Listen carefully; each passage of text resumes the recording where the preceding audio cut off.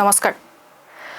লখিমপুৰত আজি পুৱাৰে পৰা চলিছে বৃহৎ উচ্ছেদ অভিযান গোৱালপাৰা নলবাৰীৰ পিছত আজি পুৱাৰে পৰা লখিমপুৰতো চলিছে বৃহৎ উচ্ছেদ অভিযান 12খন এক্সকেভেটৰে এফালৰ পৰা ভাঙি চুৰমাৰ কৰি গৈছে বেদখলকাৰীৰ বাসগৃহ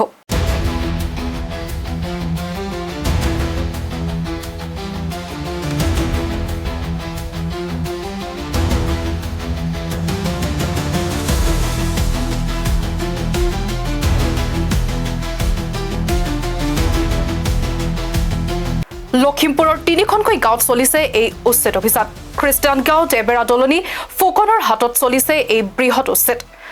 217টা পৰিয়ালে চৰকাৰী ভূমি বেদখল কৰি অবৈধভাৱে গৃহ নিৰ্মাণ কৰি বসবাস কৰি আছিল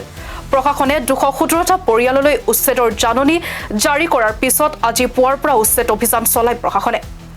চৰকাৰে চলোৱা উচ্ছেদৰ পিছত হাহাকাৰ লাগিছে উচ্ছেদিত পৰিয়ালসমূহৰ মাজত ইফালে উচ্ছেদ অভিযান শান্তিপূৰ্ণভাৱে সম্পন্ন কৰিবলৈ প্ৰশাসনে মোতায়েন কৰিছে বৃহৎ সংখ্যক আৰক্ষী জোৱান আৰু আমি পুনৰ জনাব বিচাৰিছো যে আজি পুৱাৰ পৰা লখিমপুৰত চলিছে বৃহৎ উচ্ছেদ অভিযান গোৱালপাৰা নলবাৰীৰ পিছত লখিমপুৰত চলিছে আজি উচ্ছেদ অভিযান 12খন এক্সকেভেটৰে এফালৰ পৰা ভাঙি চুৰমাৰ কৰিছে বেদখলকাৰীৰ বাসগৃহ লখিমপুৰৰ 3খনকৈ গাঁৱত চলিছে এই উচ্ছেদ অভিযান খ্ৰীষ্টিয়ান গাঁও দেবেৰা দলনি ফুকনৰ হাতত চলিছে এই বৃহৎ উচ্ছেদ 217টা পৰিয়ালে চৰকাৰী ভূমি বেদখল কৰি অবৈধভাৱে গৃহ নিৰ্মাণ কৰি বসবাস কৰি আছিল প্ৰশাসনে 217টা পৰিয়াললৈ উচ্ছেদৰ জাননী জাৰি কৰাৰ পিছত আজি পুৱাৰ পৰা উচ্ছেদ অভিযান চলাই প্ৰশাসনে চৰকাৰে চলোৱা উচ্ছেদৰ পিছত হাহাকাৰ লাগিছে উচ্ছেদিত পৰিয়ালসমূহৰ মাজত ইফালে উচ্ছেদ অভিযান শান্তিপূৰ্ণভাৱে সম্পন্ন কৰিবলৈ প্ৰশাসনে মোতায়েন কৰিছে বৃহৎ সংখ্যক আৰক্ষী জোৱান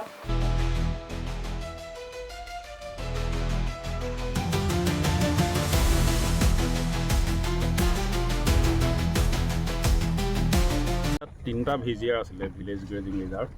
তিনিটা আপোনাৰ ফুকনৰ হাট দেবেৰা দলনি আৰু খ্ৰীষ্টান ভিজিয়াৰ এই তিনিটা ভিজিয়াৰ মিলি আমাৰ ইয়াত প্ৰায় 218 ঘৰ আপোনাৰ বেদখলকাৰী আছিল আৰু মাটি 288 বিঘা গতিকে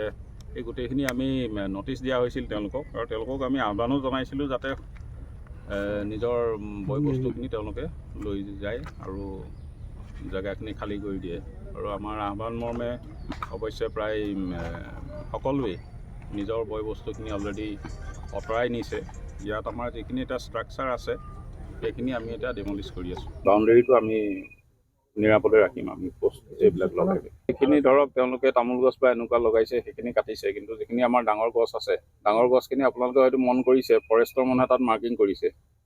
ফৰেষ্টৰ মানুহে আপোনাৰ অফিচিয়েলে আহি তাত মাৰ্কিং কৰিছে আৰু তেওঁলোকৰ এটা